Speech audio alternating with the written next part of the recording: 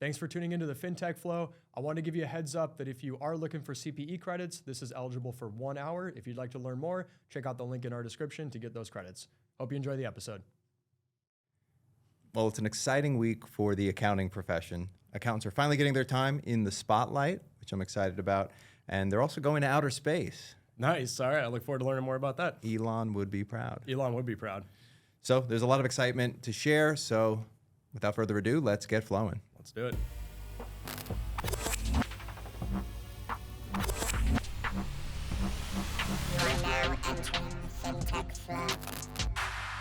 So welcome back, everybody, to the FinTech Flo. I am Drew Carrick, producer at FloQast Studios, dressed currently as Mike Whitmire, though. You do have a lot of FloQast swag and a Dodger hat on. I love it. So I'm Mike Whitmire, co-founder, CEO, inactive CPA, and real Dodger fan. Yeah, I'm the bi-coastal thing. I try to pick whichever team. I respect that. My co-founder Chris is like that. He's got his East Coast team and his West Coast team. Yeah. He did marry a Dodger fan, so he's a little bit more of an excuse there. But I'll never reject a Dodger fan. So. Yeah, I'll get in on the bandwagon. Mm-hmm. So we've got here exciting news is that what just has come out, the Controller's Guidebook. Love it. One of my favorite pieces of content that FloQast puts out there. So we got a whole bunch of charts here from the Controller's Guidebook. Accountants that are able to complete their work, how many people agree? 39% said that they could, 61% said that they can't. And for this guidebook, just for some context, we go out, we interview the market, we do a lot of surveying and studying, and there's like independent people. It's a really great process that we go through, and then they're able to combine all this data and put out some really interesting stuff. And I mean, it comes back usually. It's like we're pretty in touch with accounting, so I'm usually not overly surprised by it, but it's good validation of what's going on in the market and how people are feeling about this. And yeah, percent of accountants who agree that they were able to complete all their work is only at 39%. That's fascinating. My guess is those are kind of the companies that are in a perpetual close process. They never actually get it done. Yeah. I mean, you got here too, the most important part, it seems to be, is taking on a more strategic role. A high priority when it comes to what are accountants interested in.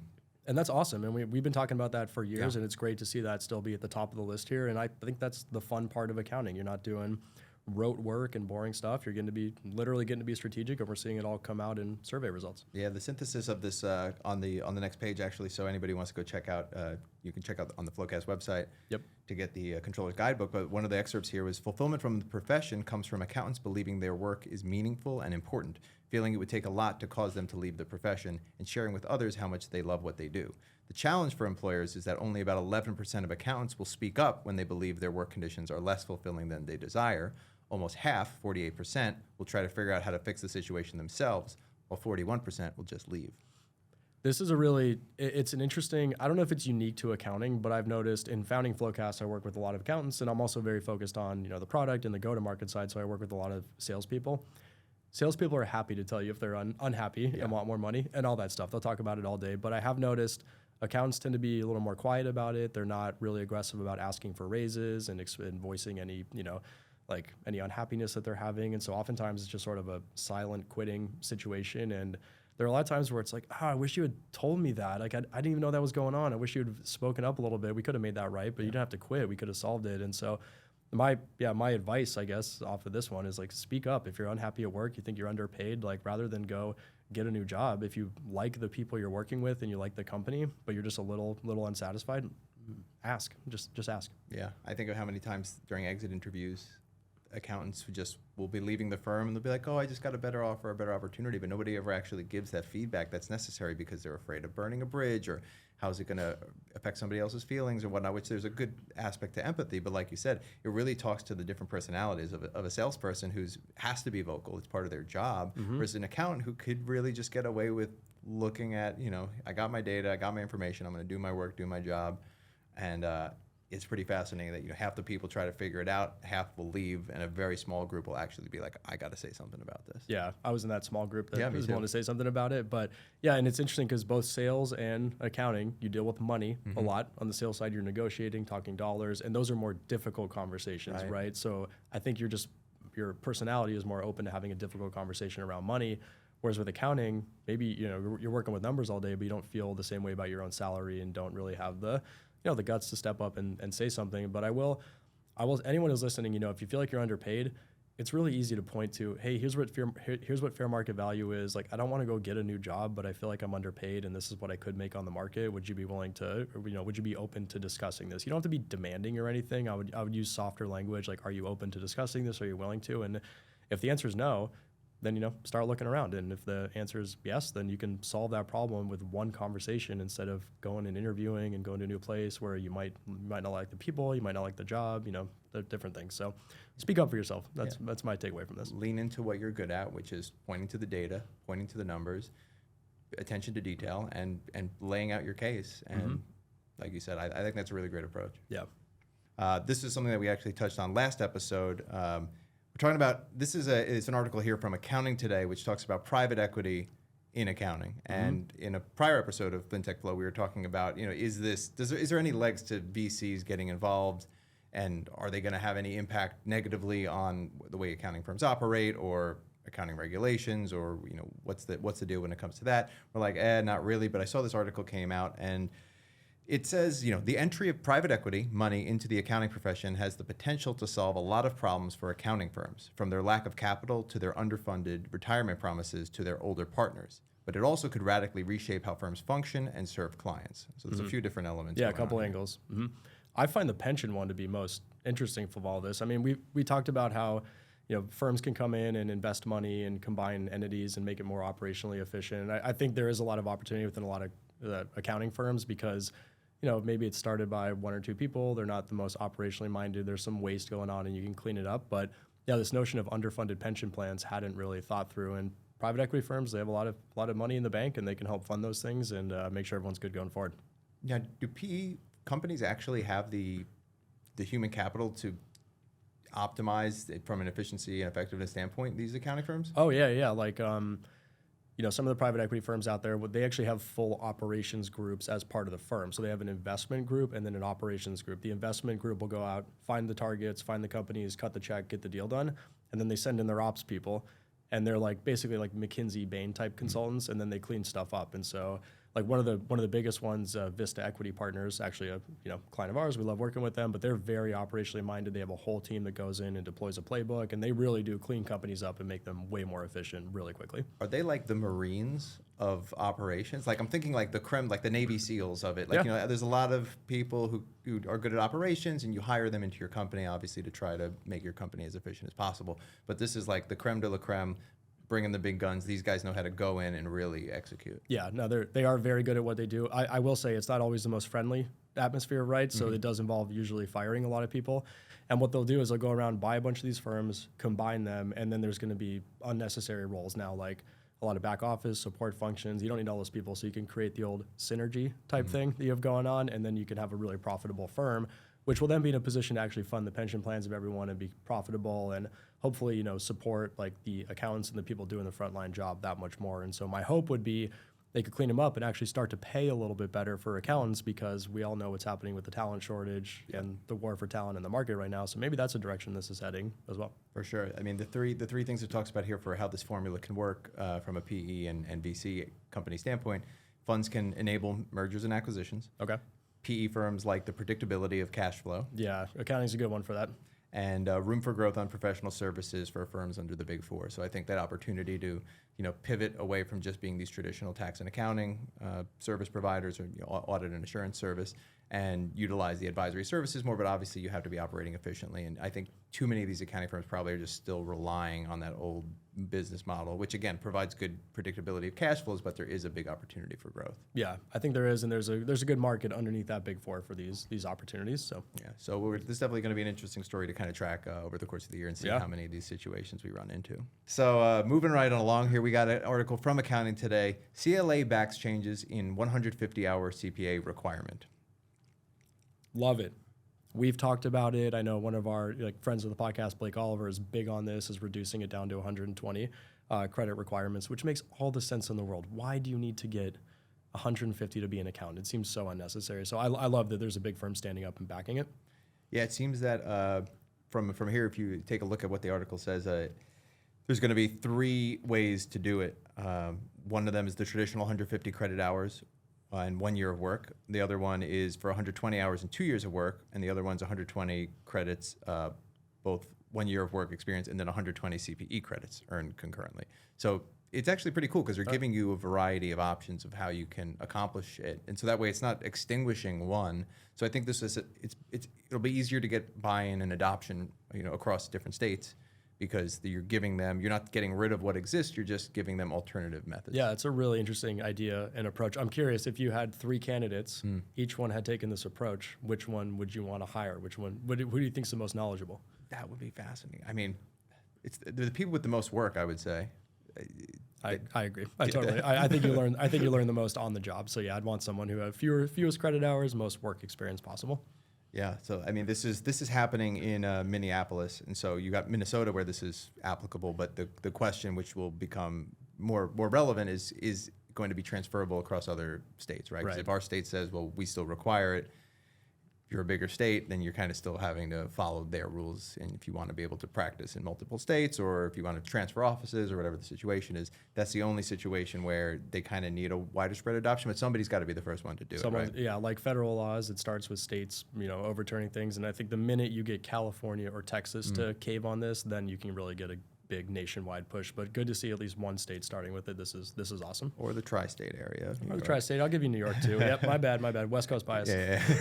And then I just wanted to get one quote from it, which I thought was interesting. Is this is kind of the rationale behind it. There's an interest in getting high school students career exposure now, said Leary. That is something that we will absolutely look to foster even more. But then when we get to really talk to them about what they want in their career, accounting is not the number 1, 2, 3, or even 5 choice. So we have to work on getting that up to the top 3. We're talking about things in the finance realm. The things that are trending right now are things like finance, data analytics, data science, forensics. Those are very attractive, but we believe that if we can get in the top 3, we can talk more about the power of a career in accounting in a different way. I just think it's so applicable to the things we talk about with elevating the accounting profession to be like there's excitement and make it more attractive to the younger folks. Makes sense. And I can also see going forward how a lot of those top ones like data analytics and data science forensics, that's going to be a component of accounting. Kind of they're going to start to merge, and you'll be able to do those things as an accountant as well. Yeah. So hopefully this gets more people excited about getting a career into accounting. This is what I thought was really interesting. So here's the article from the Wall Street Journal, and it had mentioned what happened when Uber's CEO took the wheel. And that's just a crazy concept. It's kind of like undercover boss style. Yeah, right? yeah. Have you ever thought about doing that? I have not. No. The article reads so we got a picture here of the CEO, Dave Khosrowshahi, who is driving the front of the Uber, and it says Dave K. Dara hauled riders on dozens of trips in San Francisco in recent months and delivered food by electric bike. The campaign, codenamed Project Boomerang, that's a fitting name. Okay, there you go. Demonstrated that many of its gig workers' complaints were valid, leading to app improvements that helped Uber attract scarce workers and extend its lead on Lyft. Uber's rideshare revenue more than doubled in 2022, and it posted its first full-year adjusted profits since its founding. It still faces criticism from drivers, activists, and labor groups over driver pay and fair transparency, but this is a kind of cool case where leadership went down, they went into the trenches, and they saw how applicable are these problems that people are complaining about, because a lot of the times, the same thing with the CPA exam, right? Yeah. You could take the exam, you could get all the credits, but if you don't have the work experience, then you don't really know what it is you're doing. It's the same sort of thing. You can hear the complaints, and you can theoretically be like, well, this is how we can fix this, but it's not till you actually done the thing at the ground level. It kind of makes me think of, why does FloQast get started? Well, that makes sense. And I will also say, on the one hand, I'm impressed that he did this and kind of came to those conclusions. On the other hand, I think most people knew this was the case. Why I don't even work at Uber, and you hear about the complaints, and it's like, why did you have to do this to believe your drivers and everything? And so maybe you could have made those changes without having to do this. But I commend him for taking the time to literally drive or ride a day in the shoes of their drivers and really learn about this. And it's a great move as a CEO to do that. Yeah. Well, I think one of the things actually was there was like an issue with the glare on the screen of the map or something based on where it was put in the car. So you can say, oh, there's a glare issue, but it wasn't until they actually got in the car and were driving around at that time of day when they saw the sun coming in and realized, oh, this actually is a problem, and I can see now the problem. So very nuanced things, not I just don't get paid enough, please pay me more. Right. Okay, it's very nuanced. We know about that those. Makes more sense. I'm sure they have plenty of survey results of people complaining about that. For sure. Some improvements, just list a couple: destination transparency and higher pay for destinations that had low return trip demand. I drove for Lyft and Uber for a hot second at the beginning of the pandemic. All right. Just because I wanted to do it. And I was driving on a Jeep Wrangler, so it wasn't like it was an efficient way to do it. No, but not at all. I was just like, I got nothing to do. I got 2 hours to kill. I'll go drive around and talk to people in the car. And it's crazy because you don't have any idea where you're taking them. You just know, I'm going to this address. This is how much I'm getting paid. I don't know where I'm going. So that, I would be very concerned about that. I've always felt weird about taking a ride to somewhere where I don't think they're going to get another trip off of that. In LA, that might be as simple as like if I'm getting a lift from Santa Monica to Burbank, is there going to be any sort of decent ride once they get to Burbank? And so that's a good improvement that they've made. Okay, I kind of feel, makes me feel less guilty when I order a lift to a random place. Then it's got or an Uber. Yeah. Then it's got improved maps. That was another one. And then safety features like having maps avoid high accident left turn intersections. That was a whole big thing actually, where they're like, rather than trying to force for people to make this left, let's have them go past and make a right, or find an alternative angle. So they have some data around accidents in that area and everything. Yeah. I know UPS is really good about routes, and I think they only take rights. That's fascinating. And it's like super efficient from a time and a gas perspective. I believe it. I mean, driving in LA has definitely made me more, because there's, for some reason, you guys don't have a lot of left-hand turn signals here. So you could be backed up for 4 or 5 light stops just waiting to make the left-hand turn because only 2 cars are going at a time. And if you're on Waze or something or Google Maps, it'll be like, cut through this neighborhood and then hang a left on Wilshire. You're like, what? I can't hang a left on Wilshire out of this street. What are you talking about? So this is cool. Yeah, the map data stuff is just fascinating to me, how they even do that. But all right, so the next thing, this is pretty fascinating. This is from goingconcern.com, one of my favorite websites. Deloitte sets its sights on the final frontier is the title of this, and we're looking at a picture here of Deloitte on the moon. All right. Basically, what this article says is Deloitte announced a formal space practice to connect organizations in a rapidly growing global space ecosystem. All right. Now, Very interesting. I could dive into this a little more here. So Deloitte Space is an end-to-end professional services practice dedicated to advising organizations on the full possibilities of space, from strategic advisory and assurance services to deploying and operating space systems and services. This is like next level stuff. This is, supporting SpaceX and what they're doing. And I don't think a lot of people understand the business model of SpaceX and how they, so like, are you familiar with how they make money? And I have no idea. Okay. So they actually make a lot of money already, and they haven't put people on Mars yet. They're a privatized company that provides like services to the space shuttle. So rather than having to have NASA build something big and shoot a rocket off there, SpaceX is a private company. They're way more efficient than the government stuff, so they can send these rockets up and provide supplies to various space stations that are around the world. They can also help service satellites that are out there and do it in a way cheaper fashion. And so that's where when Elon developed SpaceX, it was to do it with more affordable rockets that could be reused, so he could run these missions and do it cheaper than the government could do it. So those are the contracts he gets, and that's why SpaceX is worth so much money, because they actually do make money. That's why it's such a profitable business. The whole Mars thing, like, this profiting right now is a means to an end for Elon. He wants to go to Mars, and this is just like what you have to do along the way to make that happen. And he happens to make a ton of money doing it. Oh, we got to stop at the moon first. Sorry. Yeah, we stop off at whatever space station we have here, and then I don't know much about the competitive landscape here. Like, how big is the advisory space here? Really, or is it just SpaceX and that's kind of the end of your client list?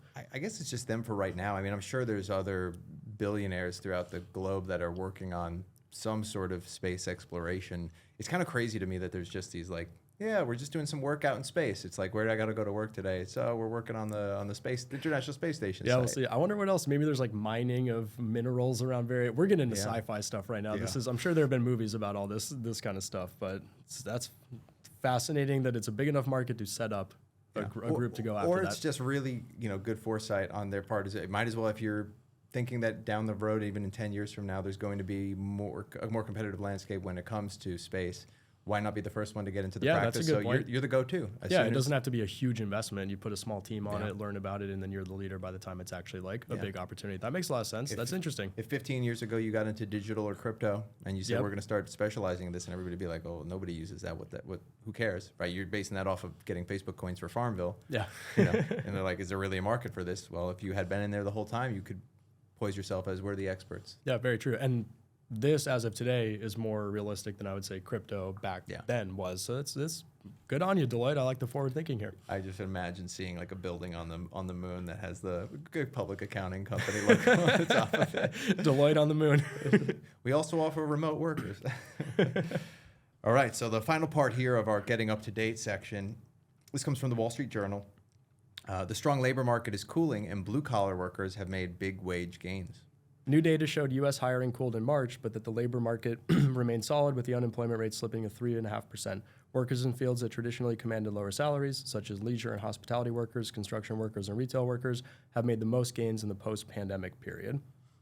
I love seeing this. Yeah. I mean, minimum wage, it's really nice to see when the free market has to eclipse minimum wage. And I guess it's not, I take that back. It's not nice. I wish minimum wage was just higher and we didn't have to do this, but it's clear that like minimum wage hasn't been raised enough and now the free market is commanding a higher price and people who are doing this type of work are making more than minimum wage because it's what you have to pay to attract talent. Yeah, and it makes sense because there's less and less people that want to do that work, and there's less and less people that actually know how to do that work as well. Yeah. Like I'm thinking my dad should get out of retirement. Like now's the prime time for him to know how to do all that blue collar work with his hands and mechanical stuff. What did he do? He was an engineer. Oh, okay. And so air cooling systems, and I mean he knows electric pretty well. He knows mechanics pretty well. So all of those things that it's just like what you traditionally would think about these are the people who are making sure your house is working. Yeah. And when you flush the toilet, it actually goes, and when you turn on the faucet, the water actually comes out.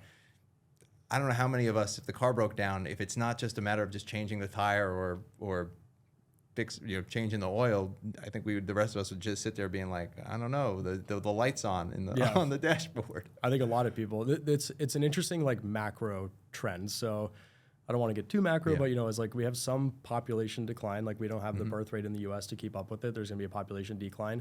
Fewer people are going into the trades because they go to college. They don't want to go be a plumber as a result of that. And so there's this interesting pinch in people who can do that type of work. And I wonder if there's going to be a bit of a comeback with that because what's going to happen if I need a plumber?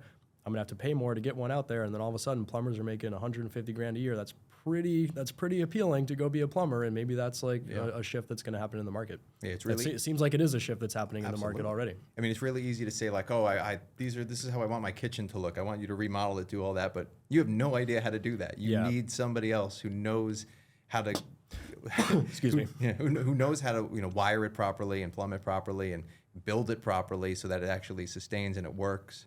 And it's not a building that's going to fall apart. Like these are the people you're entrusting with the things that we take for granted, I would say. Yeah. Oh, the infrastructure. Yeah. People who work on infrastructure. We definitely take that for granted, and that's hard work. That not only is it hard, but it requires a lot of expertise as well. Yeah. But this is the ebbs and flow, like you talk about, of the economics. It's the equilibrium balancing it out, and that's what we love about that. Supply and demand. Yeah. Supply and demand. I remember learning about that. Here we are. As all these white collar workers, and there's not enough blue, then all of a sudden the blue are going to get paid more, and everyone's going to be like, well, do I really need to go to college and do all these white collar things when I can go make way more doing this? And so great question, Drew.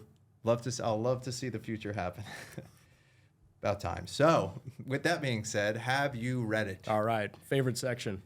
So the first thing, we have to do this because this is exciting news, and I don't know if anybody's read it or not, but PBC, our very own accounting show, comedy, mockumentary, workplace series, is up for a Webby. This was very cool. Very cool to see this come through. Shout out to the whole FloQast Studios team for making this happen. Everyone should be very proud that we got to this position. Yeah, so this is really interesting because we're up against Uber, we're up against Cash App, we're up against Porsche. I mean, Upwork. These are big names. It's sort of laughable, the company we're keeping right here. Yeah, and then FloQast Studios is in there for PBC. But for anybody who doesn't know, if you haven't checked it out, it's free on YouTube, called PBC. You could just type in PBC accounting show or accounting comedy series. The whole goal is to bring accountants into the spotlight. And now we're actually getting in the spotlight. We're currently second place. So if everybody could go and vote, then maybe we can beat out Uber Eats here. We'd appreciate that. I will say, this is popular vote. Uber has a bit of an advantage over us. They're a little more known brand. But yeah, for those watching, please go vote for us. And my understanding is there's a popular vote, but then also like a judge panel vote. So the interesting thing about this is that the judges looked at all of the content and then they narrowed it down to who the top 5 of all the applicants. There was 14,000 applicants across all categories. Whoa. Yeah. And okay, so the judges got, I feel like that puts us in a good spot to maybe get that number 1. Yeah, the fact that we got in there, and this is in the scripted video category. And these other ones are commercials, right? They're all, it's short Very form. short, It's not a full season. We did 6 episodes. It's great. It's a full season. So it's really cool. Definitely go check that out. This is the Webby Awards, and for online series, scripted video. Just had to obviously give that plug because this is our chance as accountants. I mean, imagine if accountants are the ones who have their show be the one that wins a Webby Award. This could be the pivotal moment of the accounting profession where next thing you know, TV shows, movies start popping up about accountants. And this could be where other business, other B2B companies start producing stuff like this. So what went from a harebrained idea in 2019 is maybe looking a little bit better now. So that's our plug to there. And then we've got, of course, something from Reddit. This is from Wall Street Bets. We got a picture here of a boat, buy high, sell low. And you could tell this person seems to have downgraded their, perhaps they had a yacht previously, and now they unfortunately had to downgrade because they bought high and sold low. And I feel like this is every time I buy stock. It's never gone up. Like everybody always says, if you just stick with it, if you just keep putting in.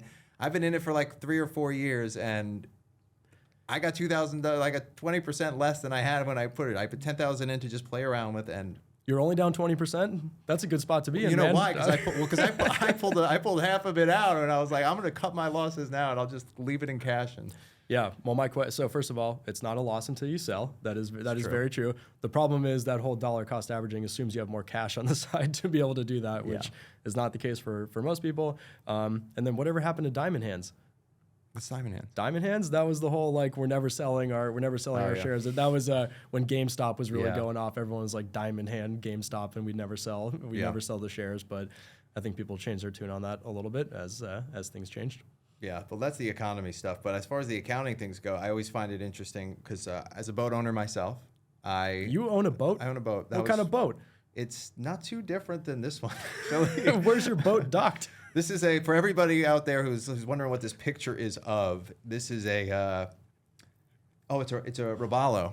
That's one of the brand of boats. And I don't know. I can't believe you have a boat. It's an outboard boat, an outboard bow rider with a sort of T-top going on. I have a center console. I'm realizing I don't know anything about boats. Yeah. Educate me, Drew. I have a center console Sportsman 23 foot, 250 horsepower Yamaha VMAX outboard. I wanted something that was easy and versatile, so I like it because I can fit 10 people on it if I need to get everybody over to the beach. If I just want to hang out, I can throw the cushions on, and if I want to go fishing, I take all the cushions off, head out, just the two of us, bare bones, and go out to the ocean. I would expect you to choose a very practical boat. Yeah. That does make a lot of sense. Where is this thing docked? It's docked on Long Island. On Long Island? All right. Yeah, so I go back there for the summers, and that's what I do for about 2 months is I just work remotely on the boat. So for the people who follow you on Instagram, that is in fact your boat that they see. My boat. All right. And so I always thought it interesting. I was like, well, what am I going to, every boat has a name, and what are you going to name your boat? So I'm always curious what you think. For me, I had 2 options. I was going to name it, obviously, one option was Petty Cash. Okay. Which I thought would be kind of funny. But I think I'm going to save that if I ever can afford to have a speedboat. Then that'll be called the Petty Cash boat. Okay. So that'll be named Petty Cash. And you see this boat with, green money, kind of like flames, but instead it's just money going all down the side and shooting through the water, and it's like, oh, there goes Petty Cash. Before I tell you what I settled on, do you have any names that you thought would be a clever accounting name for a boat? An accounting name? I don't know. Well, I would like to, let's see, what kind of boat would I get for starters? I think that's important. I'm more of a hangout. I'm on like a speedboat. So yeah, I'd go for more of like a houseboat or something for chilling out on. I keep going to stuff. You know what? I'm a big fan of history and everything. Okay. So I'd go with something along the lines of like Luca Pacioli or something with like Luca might be the name of it. Okay. A little more boring. But then the reality is if it wasn't accounting related, I'd probably be with FloQast, and it might be like FloQast only goes up or something something like that. Well, you could really have some fun with Flo, right? With the waves and.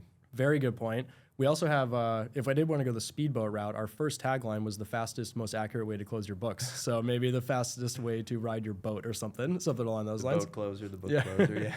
I was thinking, you could also get into some of the accounting terms, which are pretty funny and play into the boat. You do sunk cost.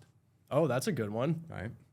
That's a really good name. Right. Mm-hmm. I'll tell you what the name of mine is. Hold on, let's stick on this. There's depreciation. You got to be able to work in depreciation somewhere. That's got to be something. With that, that's an easy one, like immediately depreciated or something. Yeah. Okay. I want to know your name. Liquid asset. That's really good. Right. That's a really good name. Yeah. So whether you consider a boat an asset or not, everybody knows BOAT stands for, it's an acronym, BOAT, break out another 1,000. I've never heard of that. Yeah. Do you, okay, so I've heard the old, like, the best day of a boat owner's life is when you buy it and sell it, that whole thing. Yeah. Do you agree with that? Do you have? I think in the past it's definitely been true. At this point, though, this is why I like buying things new. I bought the boat new because the difference in engines from 20 years ago to now is just, you actually turn the key and it starts. And I grew up on boats where you got a 50-50 shot. Like, I got a bunch of friends coming out, we're gonna hop on the boat, and I'm just praying. I'm like, please turn on. Like, tweak the key the right way. Even if we can't get back, just get us there. We can get towed back, but like, please just get us there. Have I told you the story of when my family crashed a houseboat in Lake Mead? No. Yeah, we got stuck in a storm overnight. There was like 60-mile-per-hour winds. Our houseboat came unmoored from the bay that we were in, and the motor sucked up the rope and killed it. And so we're just like motorless in the middle of Lake Mead, which is massive with these huge waves, and we end up getting slammed against this rock face. And so we're slamming like all night long, and we end up getting off the boat, kind of like it was this very dramatic, like all the kids are getting off the boat one at a time and surviving. But by slamming against the rocks, it wore a hole in the side of the houseboat, and the whole thing sunk. Oh my God. And thank God we paid the $1,000 for the insurance policy. For the boat. So, so they came out and picked up the sunk houseboat, and for the $1,000 insurance fee, we got a whole new houseboat and got to carry on with our vacation and then have a ridiculous story that goes along with it. That's insane. I have not had any boat sinking stories, fortunately. One of the few times in my life I actually thought I might die. It was something else. I had honestly, though, the scariest time I ever had in my life was also on a boat. It was on my boat a couple summers ago. My friends and I, my two friends, three of us were going out fishing. We leave at 6:30 in the morning. Fog. You can't see more than 25 feet in front of you, and all we were doing the whole time is just pushing the horn to kind of like send out a signal to anybody around, like, hey, we're coming, hope nobody's in the way. Yeah. And then it was really eerie because like I was like, I can't do this, because we were driving for a couple miles where I could not see in front of me. I was using the GPS system to navigate the waters. That's scary, man. We finally turned off the engine. We plopped down where we were. You could hear people on their boats around us. No, I couldn't see them. Whoa. You could just hear, because there's nothing. It's just flat water and fog. That's like the beginning of a horror movie. Yeah. It seems like. So I'll let our producer Sims know that there's a movie in there to get scripted. Yeah, there is. All right. So now let's get on to the things that are concerning. With that's concerning. This is kind of... So Google CEO, this comes from the Wall Street Journal. Google CEO Sundar says that the search engine plans to add conversational artificial intelligence features. It advances in the AI would supercharge Google's ability to answer an array of queries, he said in an interview, and he dismissed the notion that chatbots posed a threat to Google's search business, which accounts for even more than half of the revenue of the parent company Alphabet. Microsoft already deployed the technology behind the ChatGPT in its Bing search engine. So he's dealing with one of the biggest threats to Google's core business in years, and he also faces investor pressure to trim costs. Last week, Google told employees to expect more spending cuts, including the company's computing infrastructure, which is critical for developing and running powerful AI algorithms. Ooh, well, that doesn't seem like the right place to cut from if this is where you need to... But so they've definitely been working on it for a long time, and so has OpenAI. So OpenAI was founded in December 2015. Wow. Yeah, so this is no joke, and I mean they've had to raise a lot of money. They started as a nonprofit. It's just really weird. Are you familiar with the structure? No. Started as a nonprofit. Elon Musk was actually one of the first investors in a nonprofit, and then at some point it's somehow converted into a for-profit company. It's a really weird situation, but they had to raise a lot of money because they hire very expensive engineers, and they've been working on this for a very long time at this point. And Google's been at it in the background for a long time as well, because you can't build this stuff overnight. It's like very intense engineers. These are the smartest people in the world building all of these things. Rumor has it, like Google's had this before, but it is a bit of an innovator's dilemma, because if you launch it, does it then, consume your core business, and do you want to do that? So I think what ended up happening is OpenAI forced their hand to actually start deploying this, and it still poses a risk to their search business, and that's how they make the vast majority of their money, still is through the search business.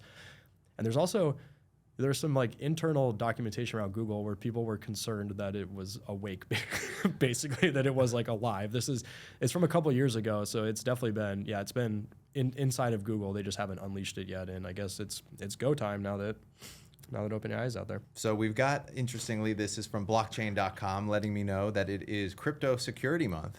All right.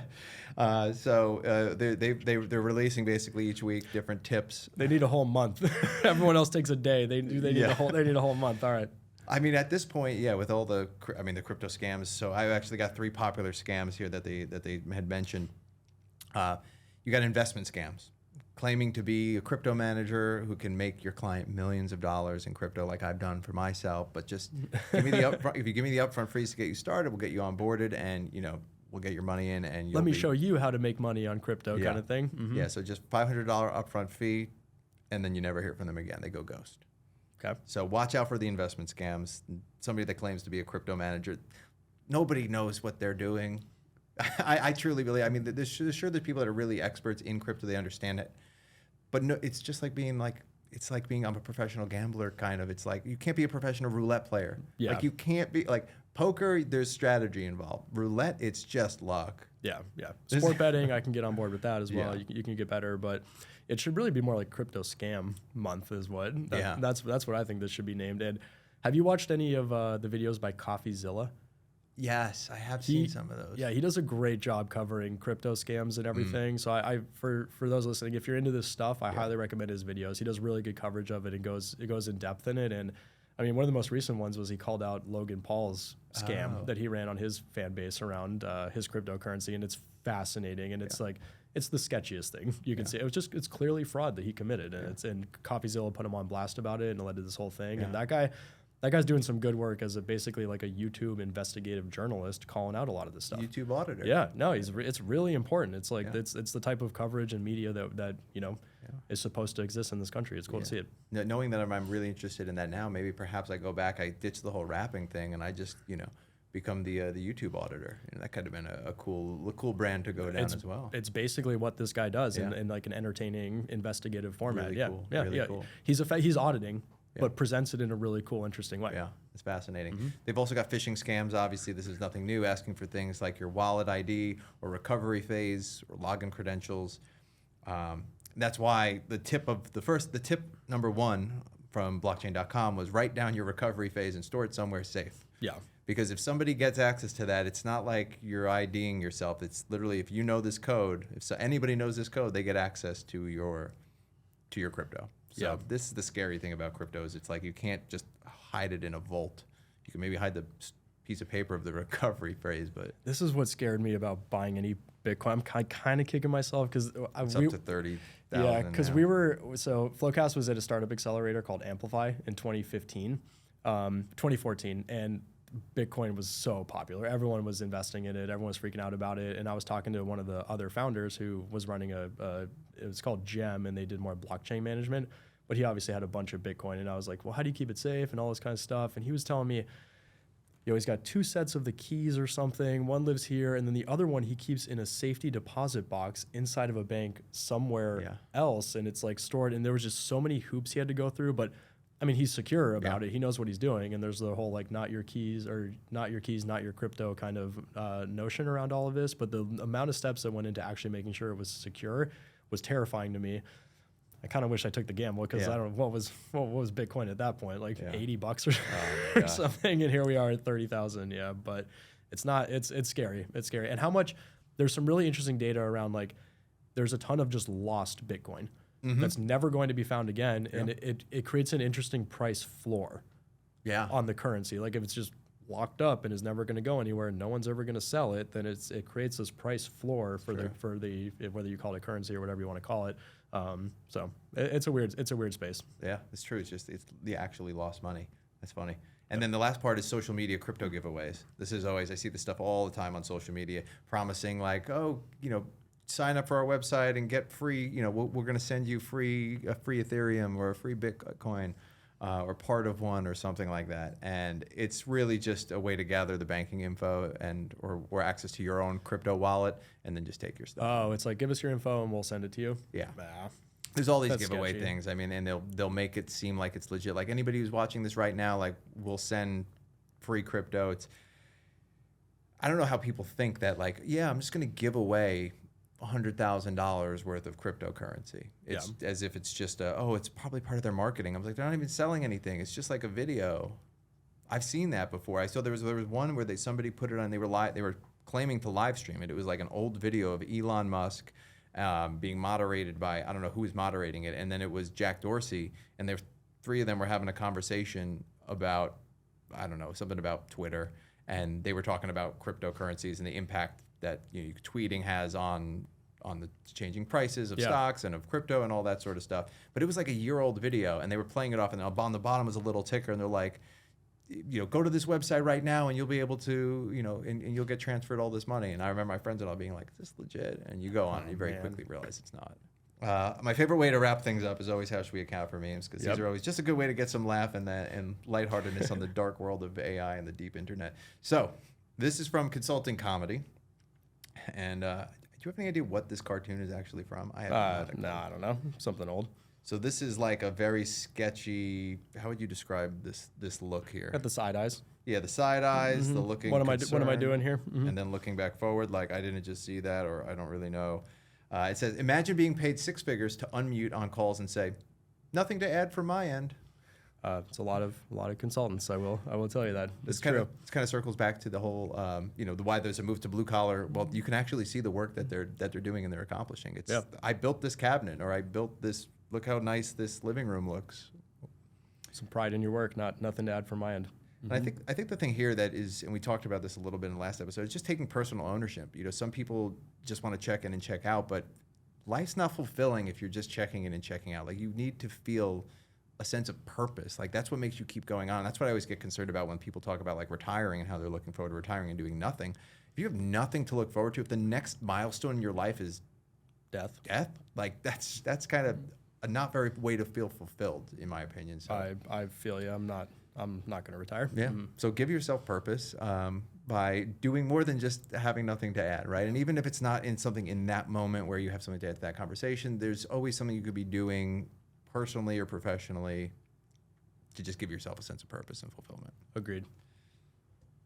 So this one, you want to you take a little step through this one hit home. It's the classic, junior asking the senior, can you help me with this? The senior says, try to figure it out on your own before asking me. A day goes by. The senior then gets mad because they wasted so much time trying to figure it out. And next time you should ask me if you need help when you're stuck. And I get it. Hey, as a senior, I really empathize with this when I was back doing that job, because it is like, I can't do everything. You got to be able to do some of this, but then, why isn't this done already? We have deadlines we need to hit, and so I get it, but it hits a little too close to home for me. Yeah, this is from workchronicles.com. I mean, what is the best approach? I mean, like it's such a balancing act, because you want somebody to grow and you want them to learn.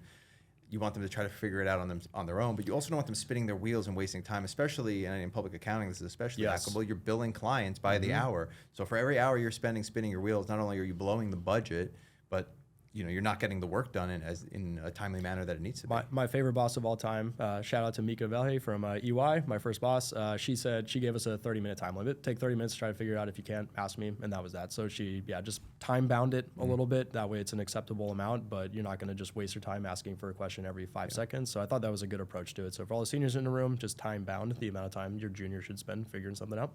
There you go. And then the last one to finish us off. This is a very 21st century problem type of thing. So we've got the meme here of the woman who's just looking around all confused as there's a bunch of calculations and numbers circulating around the screen. This is from Let's Get Fiscal, me deciding which sentence gets the playful exclamation mark in a work email. And it's crazy how important that is now. It is. Exclamation points mean stuff, especially in a remote work environment where you're emailing. And I mean, this applies to like Slack and Teams, whatever you're using as well. I was really surprised when I was in accounting, it seemed like our emails were very professional. And then I got into this VC investment world, and they got a lot less professional. There's, people don't capitalize things. There's punctuation's not correct.